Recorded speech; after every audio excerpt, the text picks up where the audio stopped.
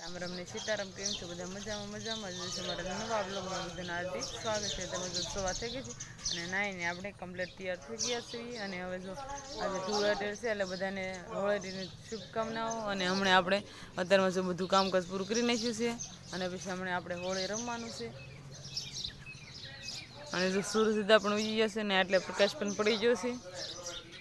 ગામમાં જો રામામણ રમે છે ને આપણે જોવા જવાનું છે. અને આમ બેન જો તૈયાર થઈ જાય છે, ખુશ કાઢે છે ગોપીબેન. દક્ષાબેનને ખુશ કાઢી દેશે.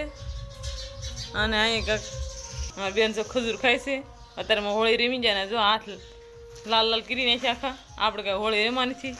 અને હવે આપણે રામામણ જોવા જઈએ.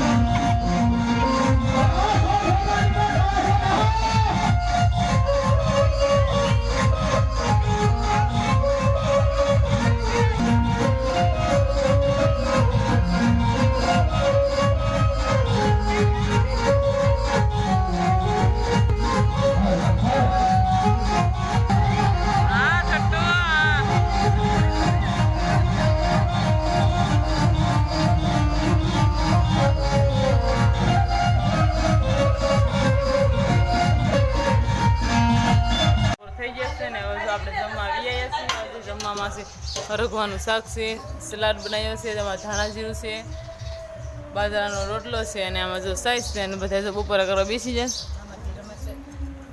અને આપણે રામામણ જો ગયા હતા એટલે 12 વાગી જાય એટલે આપણે વીઆઈ જમવાનું થઈ ગયું એટલે. અને હવે જમી લેવી.